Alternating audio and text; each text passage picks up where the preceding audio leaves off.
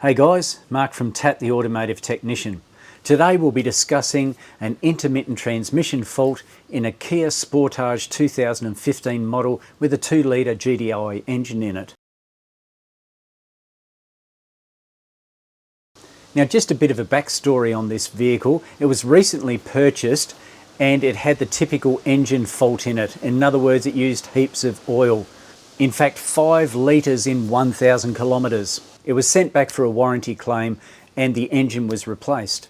After that, it came to me for a general check over and I noticed that it had a massive coolant leak at the top radiator hose.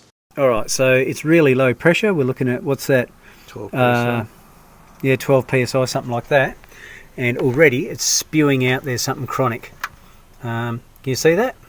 It was sent back again to get repaired, and this time the pressure was okay and there was no coolant leaks. However, in the meantime, it had started with this intermittent transmission fault.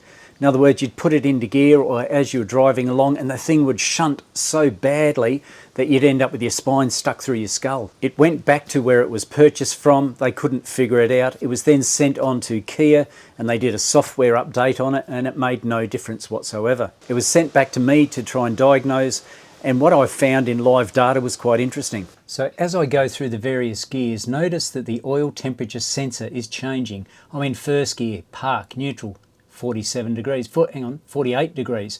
We'll chuck it in reverse, 80 degrees, back down to park neutral, and that's 48 degrees.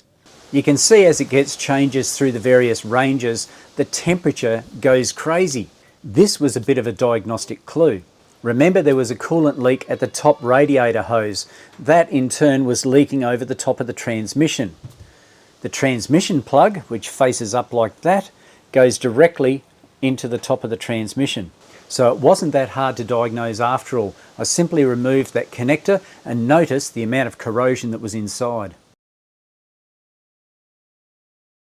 So after thoroughly cleaning out both the connector and the terminal block, I was able to take it for a road test over the space of a week, hot and cold conditions, which is generally when it played up, and it worked perfectly. That was the solution to the problem. So as the vehicle went through its temperature range, it would heat up and get cold again. The coolant that was in that little bucket, I guess you could say, was collected inside there. It would evaporate and then condense when it cooled down, and therefore changing the situation, making it an intermittent fault. So I hope that tip is helpful for you guys in the workshop if ever you come across that situation yourself. Have a look at repair solutions on the TAT site. You'll find a wealth of information on curly ones just like this one discussed today. So until next time we catch up together on a technical video, this is Mark signing off. I'll catch you later.